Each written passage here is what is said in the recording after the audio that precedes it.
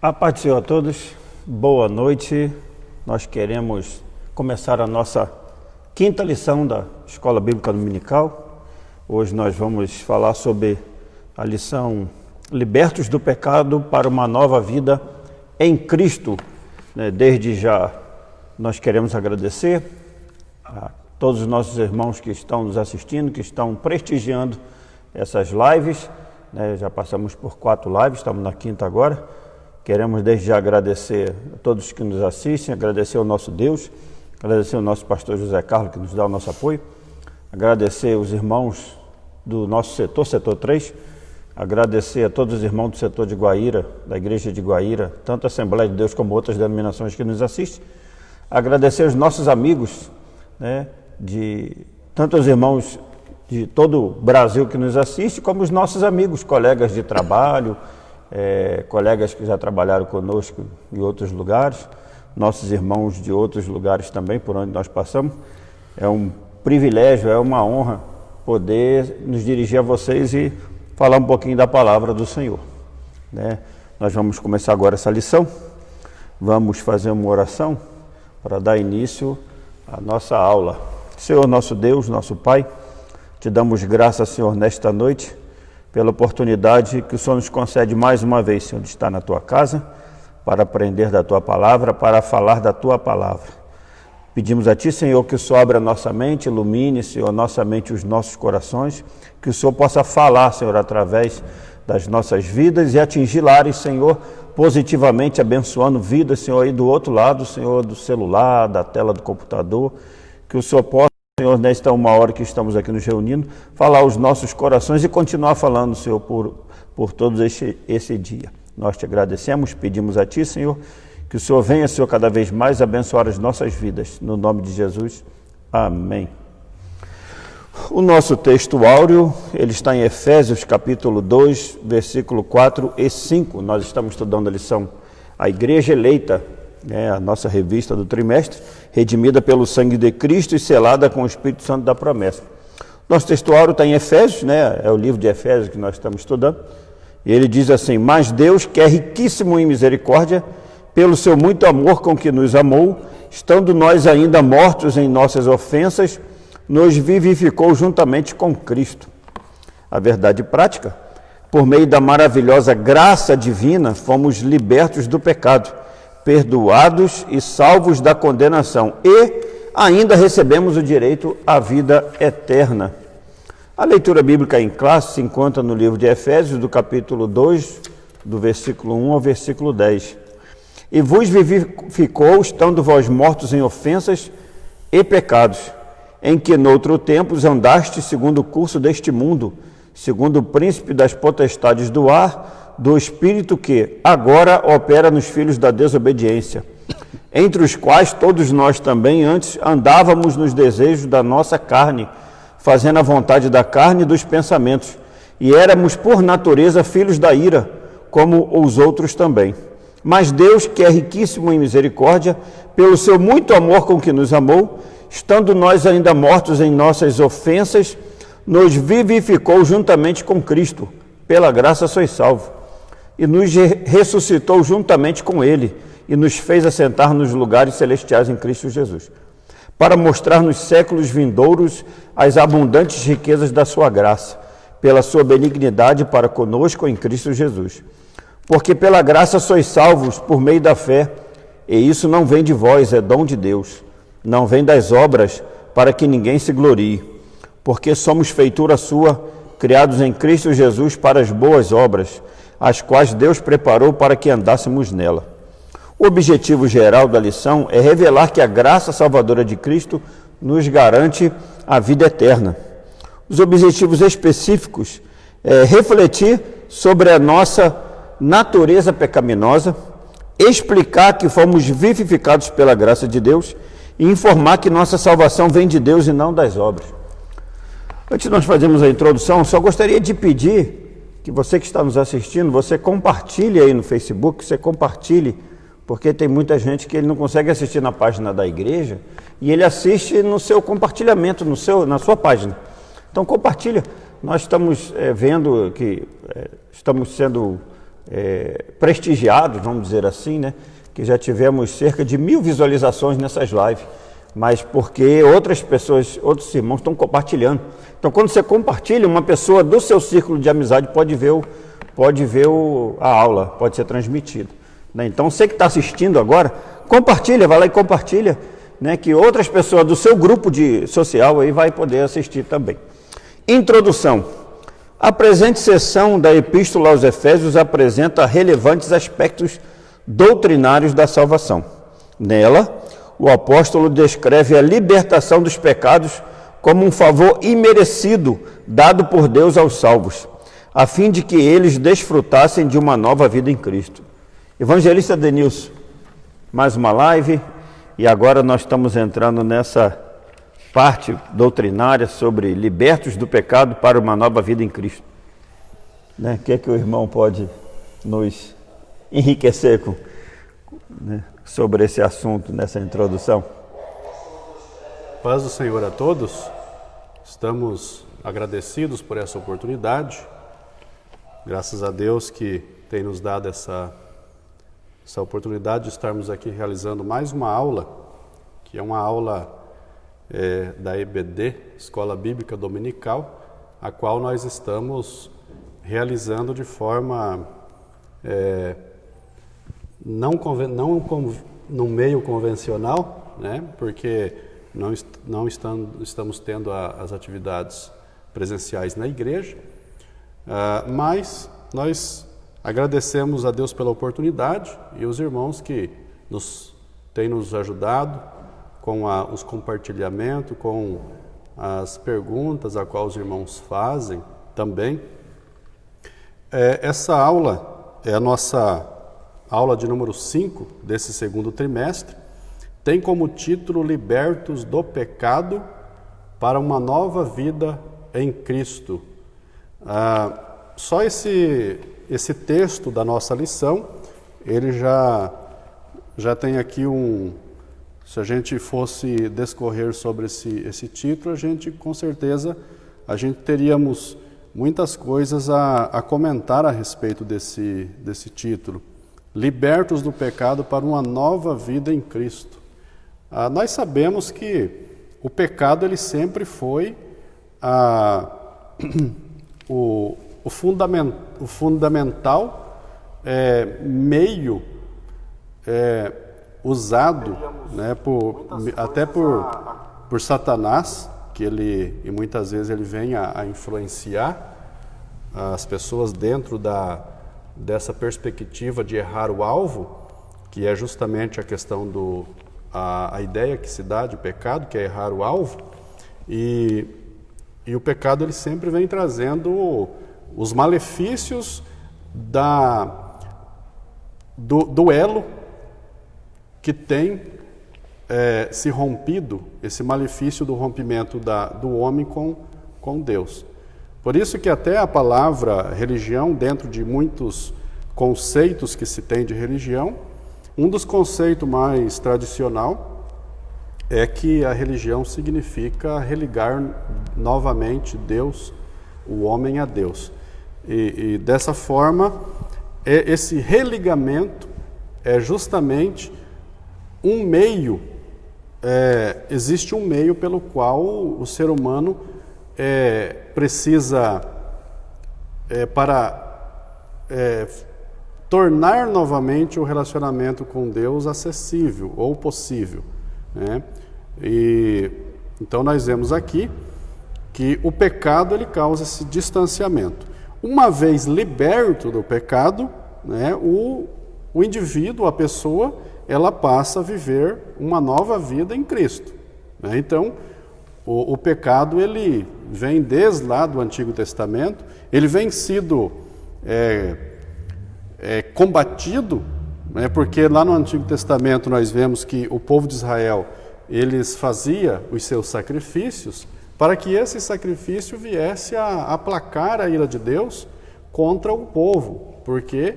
Porque existia o pecado ali, patente aos olhos e possível ao ser humano. Então, no Antigo Testamento, a Bíblia diz que o sacrifício feito pelo povo de Israel, eles não tirava o pecado, mas ele cobria o pecado. É como que se Deus, após o sacrifício do povo de Israel, olhasse para aquele indivíduo, Deus não via o pecado, porque esse indivíduo ofereceu um sacrifício ao Senhor e esse sacrifício cobriu o pecado. Diferentemente de Jesus, é claro, que é a nossa tônica da aula de hoje, que quando Jesus vinha se aproximando, próximo ao Rio Jordão, aonde João Batista estava batizando, João Batista, quando ele viu Jesus, ele diz sobre Jesus: eis aí o Cordeiro de Deus que tira o pecado do mundo. Então, a liberdade do pecado é justamente a obra sacrificial de Cristo na cruz. E uma vez aceita essa obra, o indivíduo ele está liberto do pecado para viver uma nova vida. Por isso que lá na segunda carta de Paulo aos Coríntios, a Timóteo, o versículo diz que se alguém está em Cristo, nova criatura é. As coisas velhas são passadas, eis que tudo se fez novo. Interessante que a hora que eu falei o versículo, o Odair acabou de postar o versículo que eu falei, né? É bom os irmãos interagir também aí conosco. Pastor José Carlos está nos assistindo, né? Nosso pastor aqui do setor 3 da Assembleia de Deus. Então, uma vez liberto do pecado, a ideia que se tem pelo seu muito amor que nos amou. Não é pouca misericórdia, não, é muita misericórdia. É muita misericórdia. Então, quando nós olhamos lá no texto, costuma-se dizer que é o versículo chave, né? O versículo áureo da Bíblia. Quando nós olhamos lá em João 3,16, quando o escritor foi escrever esse versículo, ele não encontrou uma palavra que fosse possível fazer uma descrição do amor de Deus. E aí ele diz que Deus amou o mundo de tal maneira. Esse tal maneira é uma forma de não conseguir expressar com palavras o grande amor de Deus, né? Com que nos amou. Então ele, né, estando nós mortos em pecado, ele nos vivificou juntamente com Cristo. Então, por meio dessa maravilhosa graça que está aqui na verdade prática, nós fomos libertos desse pecado e perdoados e salvos da condenação. E ainda recebemos o direito da vida eterna. E é interessante que a Bíblia diz que nós teremos os benefícios aqui e ainda receberemos a vida eterna. A vida eterna. Não é pouca coisa não. Então é muito interessante. Eu observei aqui que o versículo 3 da nossa leitura bíblica em classe, Efésios capítulo 2, do versículo 1 ao 10, o versículo 3, ele diz uma questão interessante, que entre os quais todos nós também antes andávamos nos desejos da nossa carne, fazendo a vontade da carne e dos pensamentos, e éramos por natureza filho da ira, como os outros também. Então nós éramos por natureza. Essa palavra natureza me chama a atenção, porque justamente a nossa lição, ela vai depois retomar essa questão que eu irei falar, que ele fala ali alguma referência sobre Nicodemos, pelo menos dá um texto bíblico de referência, mas a questão de que éramos por natureza filhos da ira. Então, quando eu olhando por essa passagem bíblica e analisando a conversa de Jesus com Nicodemos, percebe-se que, e aí a gente tem convicção disso pela palavra de Jesus, que o ser humano, quando ele nasce, ele já nasce com essa natureza pecaminosa, né? E dessa forma explica-se o pecado original, que o pecado original, a palavra original não está no sentido de verdadeiro, mas de origem, né? O pecado original quer dizer lá da origem, a origem onde? Em Adão, né? Então, quando eu vejo isso aqui,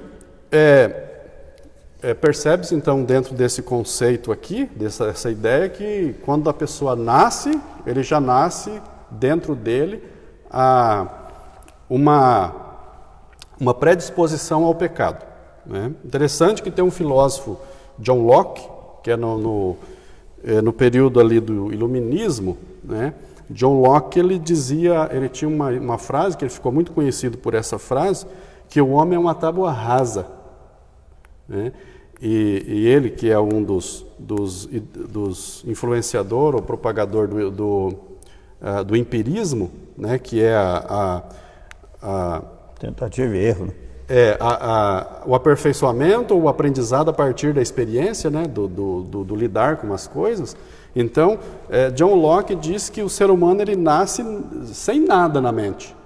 Ele nasce nada, e quando ele começa a interagir com o meio, ele passa, através desse empirismo, desse toque, desse olhar, desse pegar, né? Ele passa a fazer conceito de coisa e aprender. Aí ele começa a aprender, começa a gravar algo na mente dele.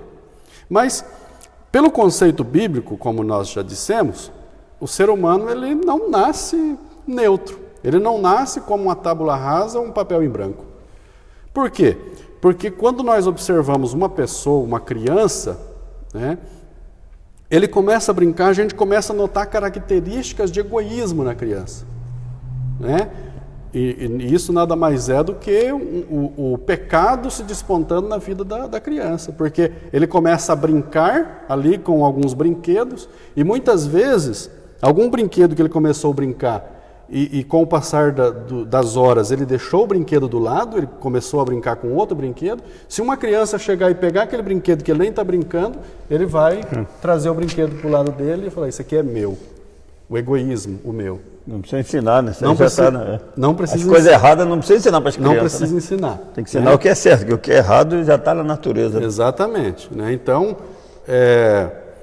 diferentemente do existencialismo, né, que daí a gente vai falar de Sartre, né, do existencialismo, que Sartre também, ele dizia que o ser humano ele nasce e depois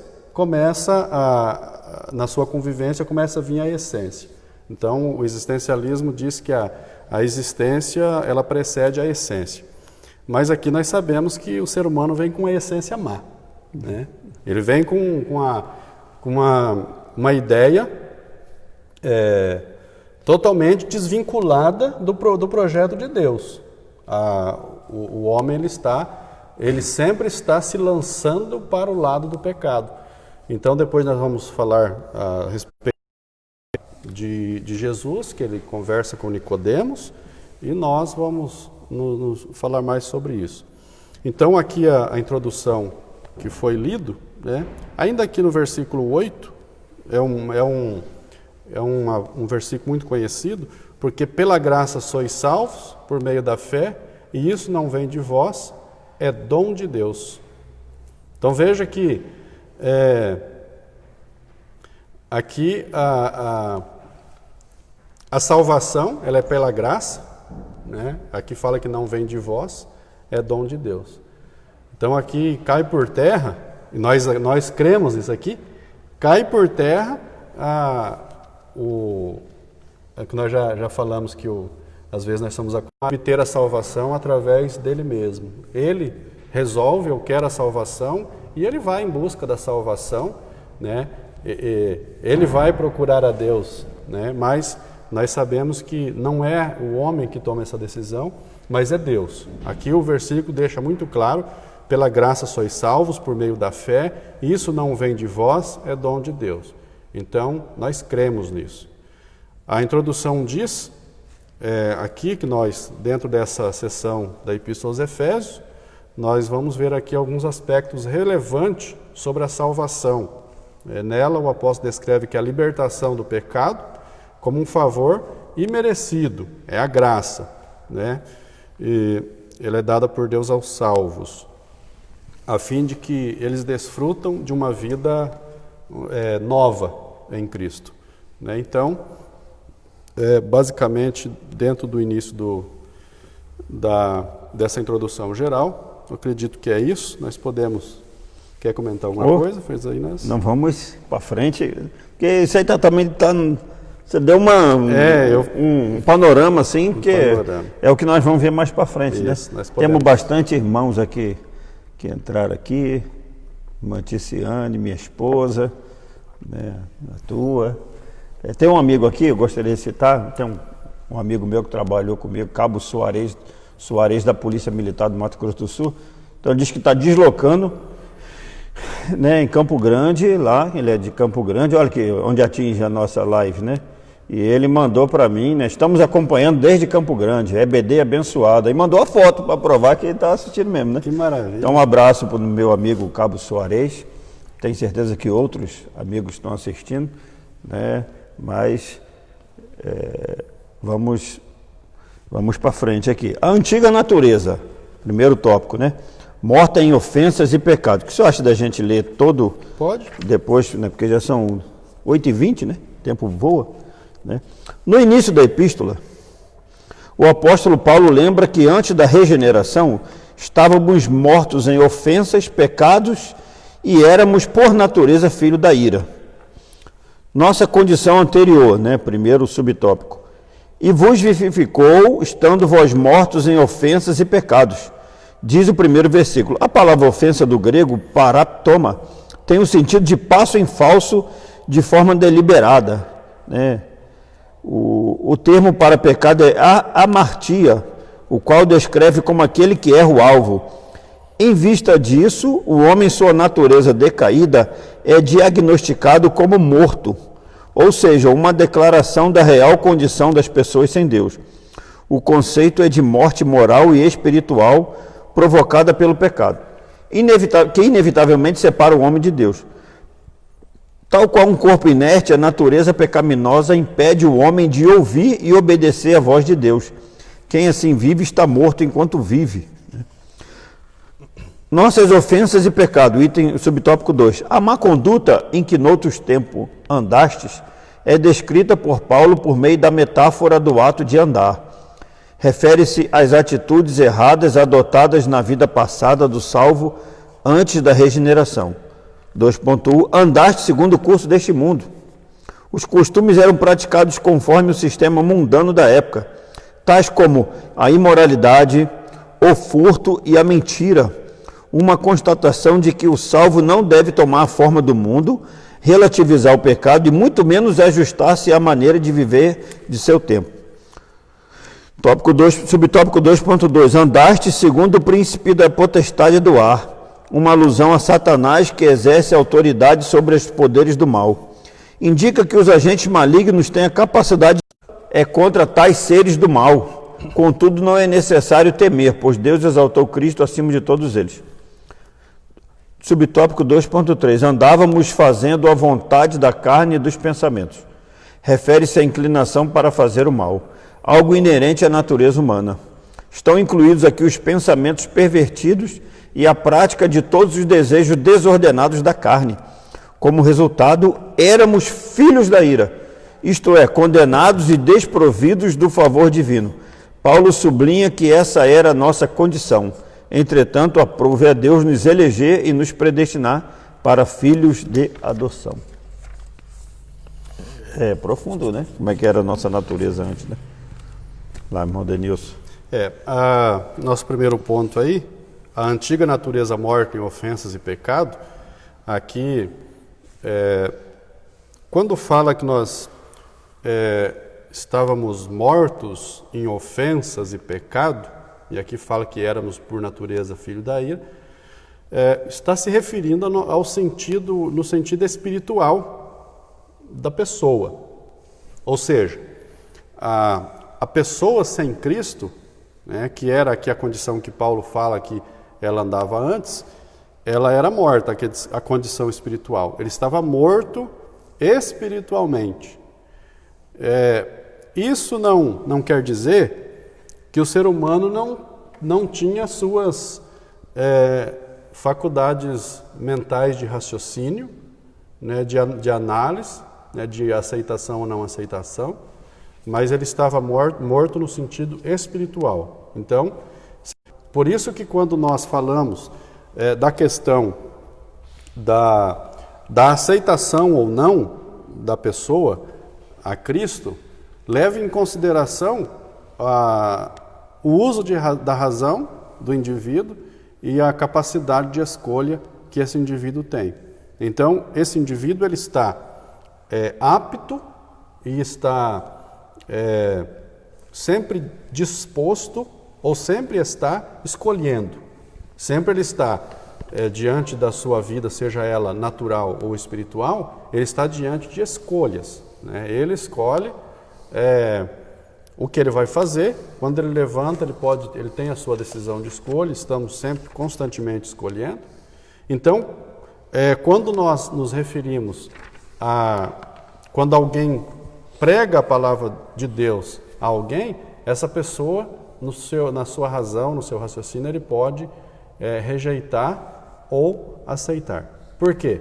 Porque a razão não está morta. Ele está morto espiritualmente.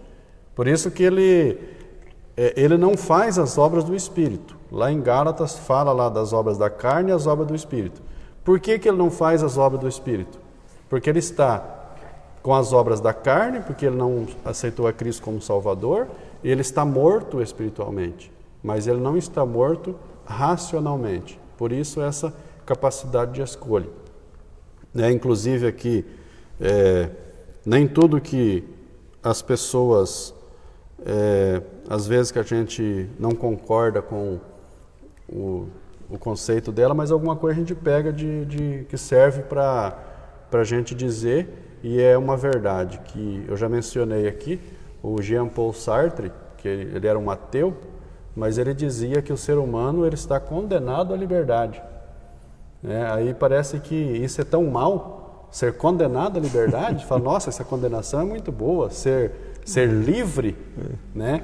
Só que daí ele acrescenta um pouco mais. Só que uma vez lançado nesse mundo, ele será refém da sua própria liberdade, porque todas as escolhas que ele fará, ele será responsável por ela, né? Então, quando eu disse que nós sempre estamos escolhendo, nós sempre estamos escolhendo. Às vezes a pessoa fala assim, eu tive que fazer isso porque eu não tive escolha.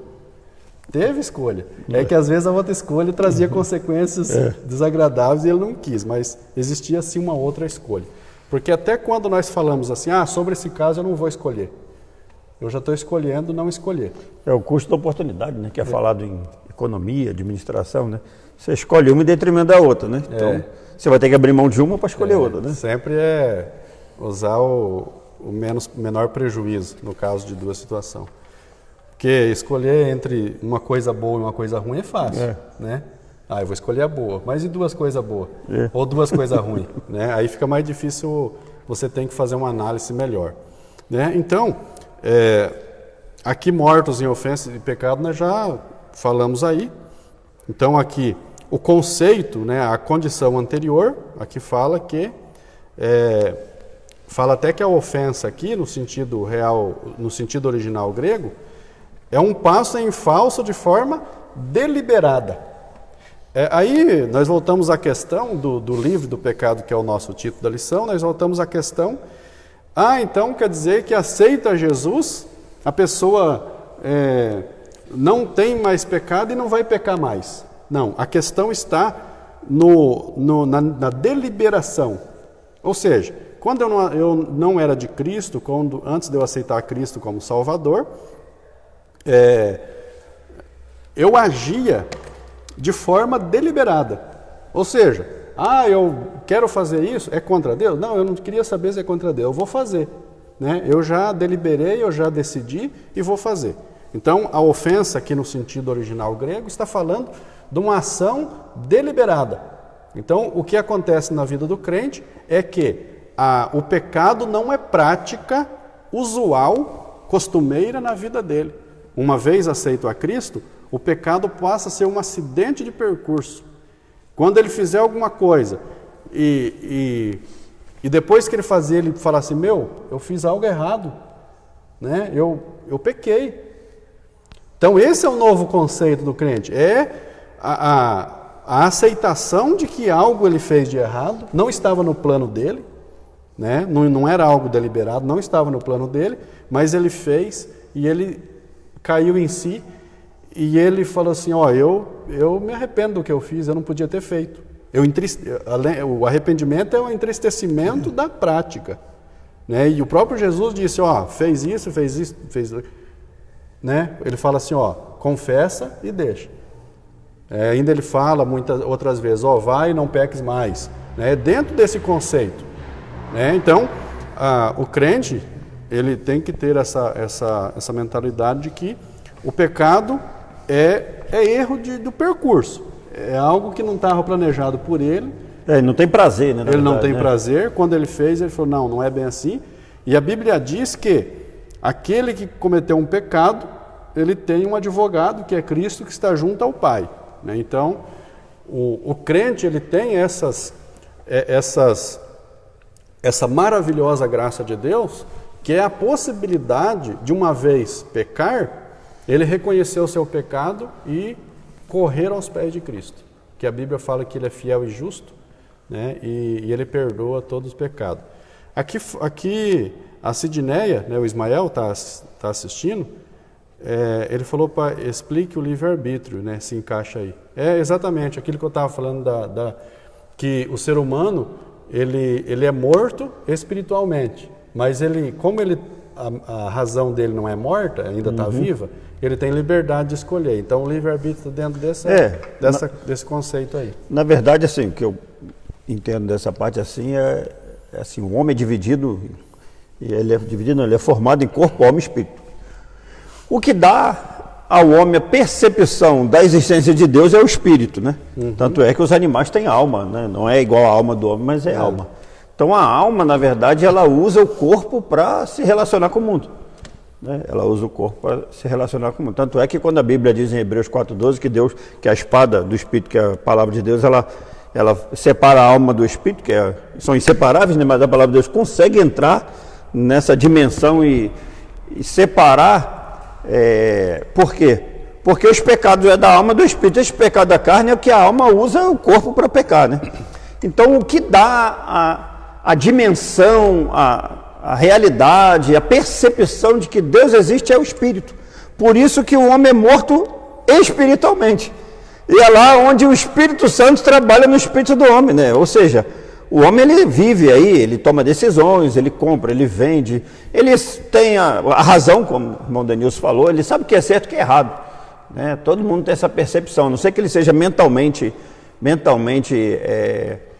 problemático ali, tem um problema de mente, de não saber decidir o que é certo e o que é errado, né? Fazer essa percepção, mas o ser humano ele tem suas faculdades, sua razão, ele normal, ele sabe o que é certo, sabe o que é moral, sabe o que é imoral, mas o que vai dar a ele a dimensão da existência de Deus e da experiência que Deus é o Espírito.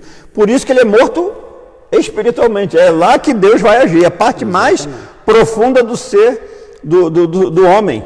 Então é lá que o Espírito Santo vai agir, a palavra de Deus vai agir. Então ele é morto espiritualmente. Então ele está vivendo normal, se relaciona com a gente no trabalho, e por isso que quando a gente fala a palavra de Deus, fala das coisas de Deus, ele não dá muito valor, porque o espírito dele está morto. Aí quando o espírito dele é tocado pelo Espírito Santo e a palavra de Deus entra, ele começa, calma aí. Se você for filosofar sobre Deus, ele vai ter sempre alguma coisa para falar. Verdade. Mas experiência só quando o Espírito Santo toca e revivifica, né? E ressuscita o espírito dele, né? Que o espírito dele está morto. Né? Então a diferença também é que assim, a gente, ser humano, né?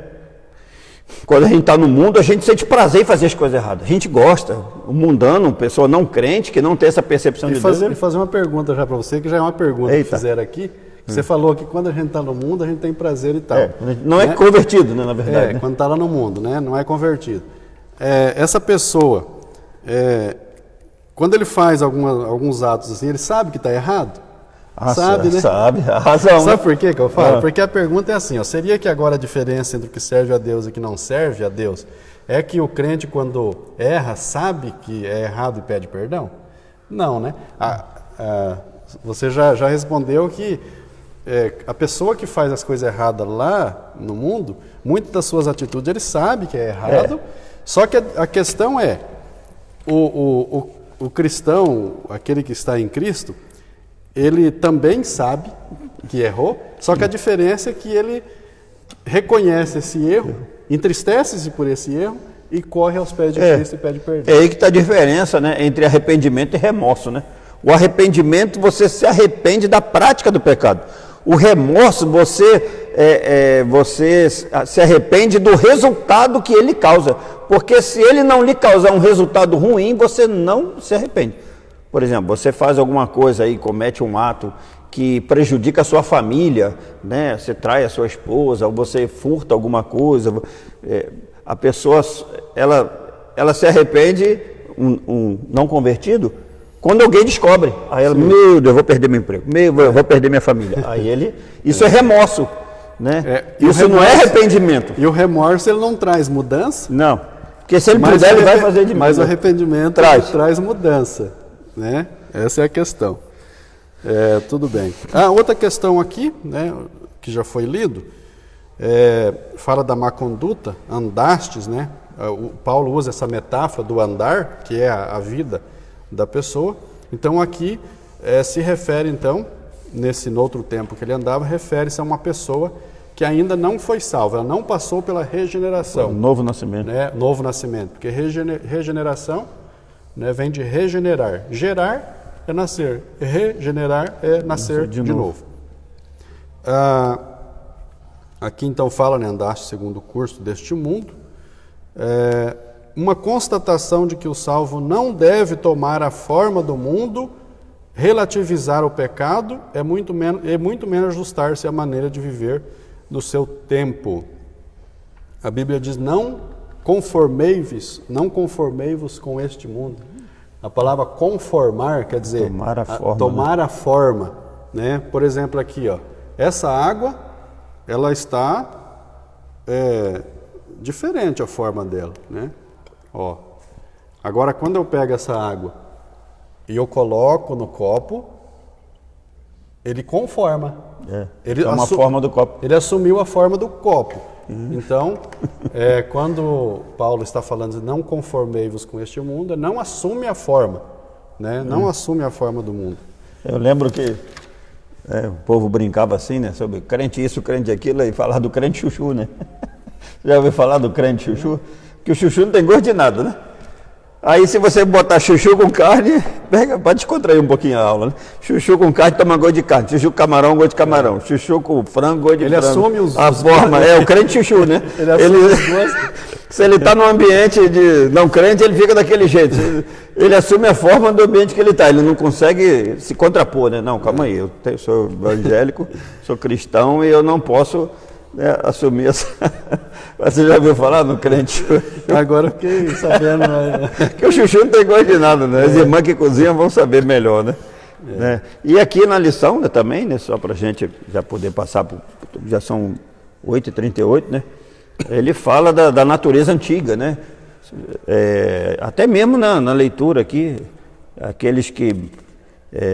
a má conduta, andar segundo o curso desse mundo, ou seja, tais como imoralidade, furto, mentira, ou seja, se a gente tem espírito de inveja, faccioso, fofoca, todas essas coisas, se a gente ainda está nesse comportamento é porque não nasceu de novo, né? Não nasceu de novo. Não é o fato da pessoa frequentar uma igreja, uma religião, porque um dos mestres, né?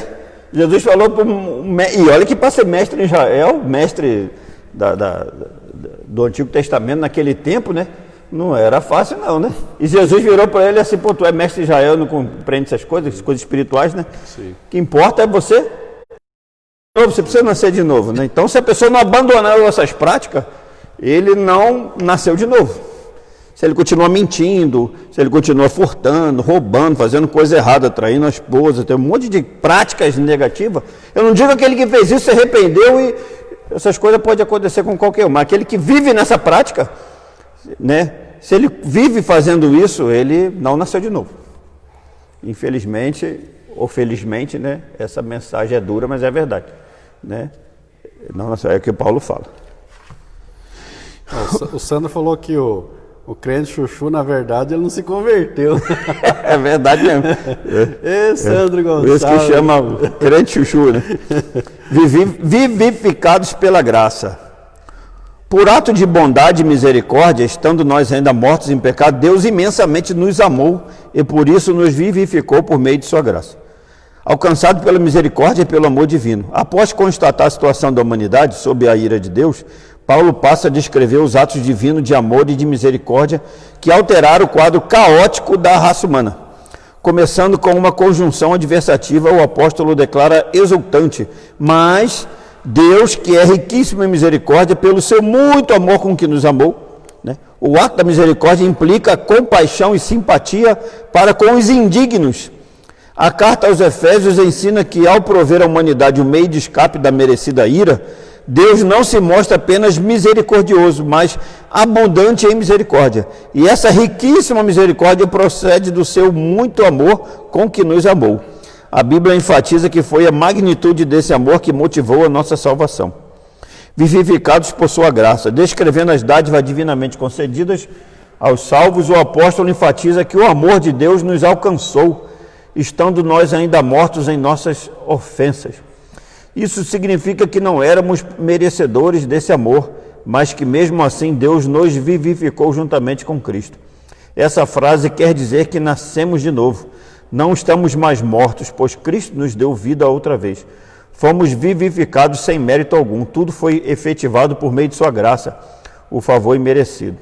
Exaltados por sua graça, o apóstolo dos gentios ainda destaca que o poder de Deus nos ressuscitou, juntamente com ele nos fez assentar nos lugares celestiais em Cristo.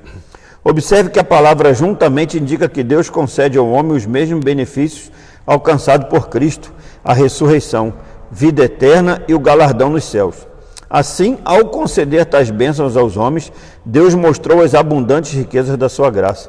Desse modo, ratificamos que a salvação e seus privilégios são conferidos pela imensurável graça de Deus, o favor imerecido. Aqui o primeiro ponto, alcançado pela misericórdia e pelo amor divino. A misericórdia é justamente aquela definição, você já até falou essa definição da misericórdia, né? Que é aquilo tudo de ruim que a pessoa merecia, né? Deus não deu, né? Então aqui fala que nós fomos vivificados pela graça, né? E já falamos sobre a questão que pela graça sois salvos, né? Isso não vem de vós, é dom de Deus. Então aqui a misericórdia assume justamente esse conceito, né, de que a humanidade, nesse quadro caótico que vivia e ainda vivem aqueles que ainda não se converteram, eles estão sendo chamados pela misericórdia de Deus, né? Deus, ele, como a própria Bíblia diz, nós já falamos em aulas passadas, ele não quer que ninguém se perca, né? Porque a sua misericórdia é muito grande. Aqui fala que no capítulo 2, versículo 4, mas Deus, que é riquíssimo em misericórdia, pelo seu muito amor que nos amou, né? Então, a misericórdia assume essa definição aí. Vivificados pela sua graça, né? A questão da condição anterior e da condição posterior. A anterior, nós já dissemos, mortos, né, em pecado. Então, se uma pessoa está morta, aqui diz que ele precisa de um novo nascimento. Ele precisa nascer de novo. E é justamente esse ponto que nós já no início da aula mencionamos, é justamente essa ideia que toma o ponto central no encontro de Jesus com Nicodemos. Porque Nicodemos, né, era um mestre, né, uma pessoa muito esclarecida, mas ele chega para Jesus e quando ele chega para Jesus e fala, bom mestre, né, e daí Jesus já desvincula toda a conversa que ele veio e Jesus toca no ponto central, no ponto principal. Ele diz a Nicodemos, necessário vos é nascer de novo, né? Então, Nicodemos, ele respondeu a Jesus com uma ideia bem distorcida do que é o novo nascimento, porque ele volta a Jesus com uma nova pergunta. Ele volta a Jesus dizendo assim: pode eu, ser um homem velho, voltar ao ventre da minha mãe?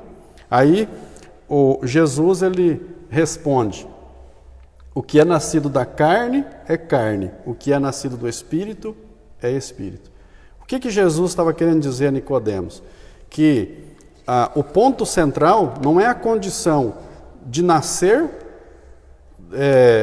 do ventre da mãe, não é esse conceito de nascer, um nascimento natural, mas é um nascimento do Espírito. De uma forma que a gente nem explicaria, consegue explicar. Se ele conseguisse voltar ao ventre da mãe dele, o que Jesus estava falando?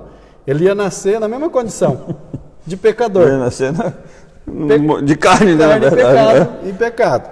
Então, por quê? Porque todos, nós já falamos no início da aula, todas as pessoas que nascem, ele já nasce dentro dele com essa natureza, com a natureza, né? Pecaminosa, Pecaminosa, com o pecado original. Então Jesus falou assim: se você conseguir, é esse novo nascimento. É isso que Jesus quis falar a Nicodemos e disse a Nicodemos, e também para nós, né? Isso serve para nós, porque o ser humano, ele precisa, para a salvação, ele precisa nascer de novo. Ele precisa ter uma mudança de vida, né? Ele precisa aceitar a Cristo como Salvador. Caso contrário, ele permanecerá na condição de perdido e como filho. Diz Gálatas 5, fazendo as obras da carne. E filho da ira, né? Filho da ira. E filho da ira. Que é mais grave. Então aqui, depois nós temos o terceiro ponto: exaltados por sua graça, né? Aqui fala então que essa condição, né? Aqui fala que Jesus nos ressuscitou, né, juntamente com ele, e nos fez assentar nos lugares celestiais em Cristo. Então aqui, juntamente com ele, indica que Deus concede ao homem os mesmos benefícios alcançados por Cristo. Ou seja, ressurreição, vida eterna e galardão no céu. A ressurreição, essa ressurreição é aquela que todas as pessoas hoje que morrem, salvos, a Bíblia diz lá em Tessalonicenses 4, diz lá, Paulo falando aos Tessalonicenses, Paulo fala assim,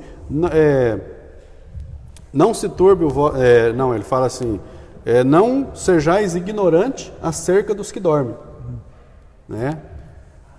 Aí ele fala assim: os mortos em Cristo ressuscitarão primeiro. Então, assim como Jesus ressuscitou, os salvos também ressuscitarão como Jesus ressuscitou. E aqui fala da vida eterna. O cristão, aquele que serve a Cristo, ele também terá a oportunidade de ter a vida eterna com Cristo, né? Assim como o Senhor Jesus é eterno, o homem passará a ser eterno, né? E galardões no céu, né? Nem vou tocar no assunto do galardão, senão eu entro na escatologia, nós não saímos daqui hoje não. O Frei já está mostrando o horário para mim, então... Faltam 11 minutos, né, para acabar. Vamos lá. O assunto é rico, né? O tempo aqui é fechado, né? A salvação não vem das obras. Em Efésios 2, 8 a 10, Paulo revela que a salvação não depende de obras humanas, porque pela graça sois salvo por meio da fé. Porém, uma vez salvo, o crente deve praticar as boas obras. Graça como meio de salvação. A salvação inclui a libertação da morte, da escravidão, do pecado e da ira vindoura. Ao mesmo tempo, permite ao salvo desfrutar de todas as bênçãos espirituais descritas em Efésios 2, 1 a 7. Portanto, a salvação é o livramento do poder da maldição do pecado e da morte, e a restituição do homem à comunhão com Deus. Uma bênção concedida a todos que recebem Cristo como Salvador. A palavra graça é a tradução do grego charis, que significa favor imerecido. Ela mostra que a iniciativa para tornar possível a salvação veio da parte de Deus. É por meio da graça que Deus ativa o livre-arbítrio e capacita o pecador para que responda com fé ao chamado do Evangelho. Todavia, ainda assim, o ser humano é livre para escolher entre dois caminhos, salvação e perdição. Sua liberdade não foi eliminada e a graça pode ser resistida. A fé deve ser considerada como uma aceitação da obra realizada por Cristo em nosso favor. Ela é a resposta à graça de Deus através da qual recebemos a salvação. Obras como evidência de salvação. Aqui Paulo usa duas negações para endossar a origem da salvação. A primeira expressão, isso não vem de vós, trata da salvação pela graça que provém de Deus. Não vem da... Trata da salvação pela graça que provém de Deus. A segunda ratifica que a salvação não vem das obras, o que indica não se tratar de recompensa de algum ato humano. Essas afirmações excluem a possibilidade de alguém ser salvo por esforço pessoal. Como a salvação é uma realização divina, agora somos feitura sua, criados em Cristo para as boas obras. Uma transformação ocorreu. Agora em Cristo somos uma nova criatura e as coisas velhas passaram. Por isso, se antes o apóstolo usou a metáfora do andar numa perspectiva negativa, outrora andávamos fazendo obras más, agora, por meio de uma perspectiva positiva, somos instados a andar fazendo boas obras, não como um meio para ser salvo, mas como a evidência da salvação. Tem 9 minutos para fazer. A salvação, então, ela não vem das obras, né? Nós já até lemos esse versículo, para que ninguém se glorie. A questão o Tiago, na sua carta, ele chama a atenção para essa questão das obras, porque ele começa a trazer aqui uma associação, fé e obra, né? E daí, a Bíblia até diz que a fé sem obra, ela é morta. Então, quando a gente analisa esse versículo, a fé sem obra, ela é morta, então a gente já observa que dentro desse contexto a pessoa já é um salvo, né? Então aí, posteriormente à salvação, vem as obras. Então ela é uma via contrária, porque na verdade as obras não é para a salvação, mas as obras é para os salvos. Então aí vem a questão, a pessoa às vezes fala assim, mas a pessoa ela tem que se salvar, que ela é muito boa de coração, ela faz muitas obras assistenciais, ela ajuda muitas pessoas, né? Mas aí ela tá indo do final para o começo, ela está fazendo as obras, mas ainda ela não é salva, porque ela só está fazendo as obras. O que necessita? A pessoa tem que aceitar Jesus como Salvador, porque se ela fazia obras antes, quando você aceita Jesus como Salvador, as obras ela vem potencializada, porque você já é um salvo. Então, as obras é para a salvação. Por isso que quando Paulo fala a respeito da fé sem obra é morta, porque se eu falar que eu tenho fé, torna-se uma fala abstrata, né? Mas quando eu falo que eu tenho fé, e dentro dessa fé, já salvo, regenerado, e eu começo a fazer algumas obras, alguns atos de bondade, essa fé, ela passa de abstrata para concreto. Eu tenho algo para pegar, né? Por exemplo, se eu falar assim, hoje está ventando muito. Ué, como que você sabe que está ventando se eu não estou vendo o vento? Não, eu estou vendo porque está balançando a folha da árvore. Tá, então ela se materializou na árvore. Então ela passa de abstrato, que é o vento, para concreto.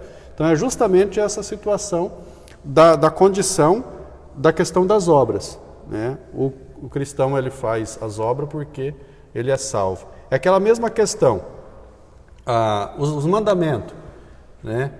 Ele é para salvação? Não, é para os salvos, né? Então eu passo a ter algumas atitudes diferenciadas depois de salvos em Cristo, né? E daí voltamos novamente àquele versículo do início. Se alguém está em Cristo, nova criatura é. Ele passa a ter outras perspectivas. Então aqui diz que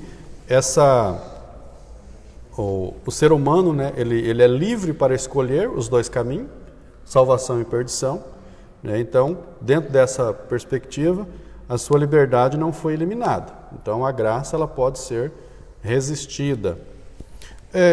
obras com evidência de salvação. Nós já falamos sobre isso. Não trata aqui de recompensa de algum ato humano, a salvação, né? Ela não vem das obras, nós já falamos sobre isso aqui. Aqui está o versículo a qual nós citamos, de referência, 2 aos Coríntios 5,17. E aí, aqui fala, outrora andávamos fazendo obras más, né? Agora, por meio de uma perspectiva positiva, somos instados a andar fazendo boas obras. Veja, quando a pessoa aceita Jesus como Salvador, ele é instada, ele é levado a fazer boas obras, porque ele tem prazer naquilo, nas boas obras. Eu vejo, a Bíblia fala em Romanos, eu acho que é Romanos 5, fala que o amor de Cristo nos constrange, né? A Bíblia fala isso, né? Então, assim, aquele que nasceu de novo, aquele que se converteu, que ele tem essa justiça para Deus é como trapo de imundícia, né? Não é a nossa obra, é a obra de Cristo que salva.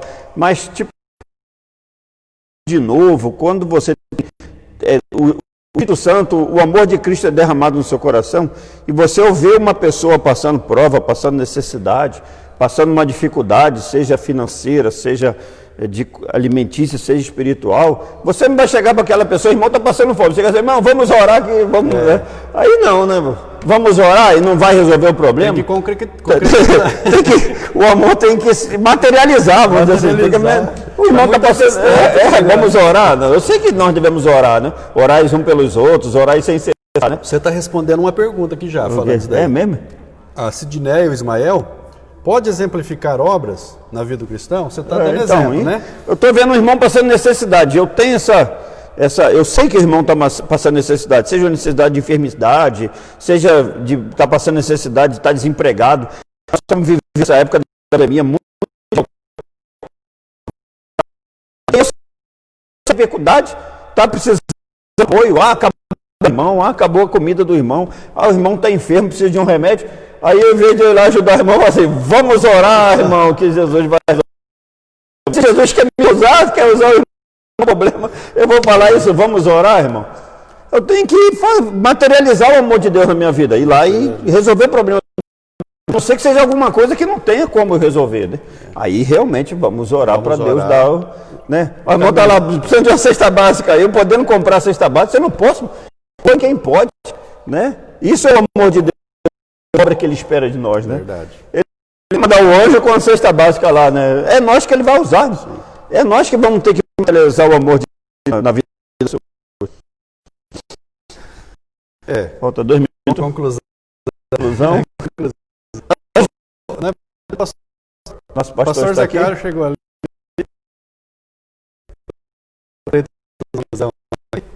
Aí o pastor vai. Depois você agradece, tem muita gente. Conclusão: antes da regeneração éramos filhos da ira e condenados à perdição por ato do amor divino. Por meio de sua maravilhosa graça, nos tornamos filhos por adoção. Essa gloriosa salvação nos foi concedida independente. A partir da salvação, passamos a praticar boas obras que glorificam a Deus, nosso Pai. Ou seja, as nossas boas obras, irmão, não é para tocar trombeta, não é para glorificar a Deus. Não é isso, pastor? As nossas boas obras não é para glorificar a Deus? Não é para eu, né, louvado seja eu, glórias a mim, não. Louvado seja o Senhor e glória para Ele. Para isso que servem as boas obras na vida do cristão, para glorificar o Deus.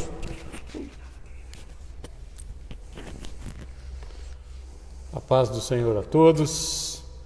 Bastante nesta oportunidade, e eu saí de casa ainda degustando uma parte desse estudo bíblico, e ao final agora eu creio que podemos orar, nossos professores. Amém, parabéns a vocês pela ótima aula, que o Espírito Santo continue direcionando para que todos nós possamos estar crescendo na graça e conhecimento do Senhor. Oremos a Deus. Querido e amado Deus, por certo, todos os ouvintes, todos aqueles que participaram desta escola bíblica foram edificados e fortalecidos através da Tua santa palavra. Pai querido, na continuidade da bênção a todos nós, aos nossos, e um final de semana, Senhor, cheio da Tua graça e da Tua presença. Se estiver alguém enfermo, que venha ser curado, aqueles que estão tristes possam se alegrar e que a presença do Senhor seja real em nossas vidas.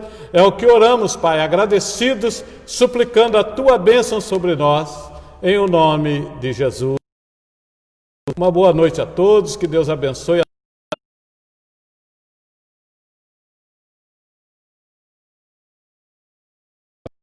Do Senhor. Amém. Então, próxima aula, terça-feira, às 20 horas.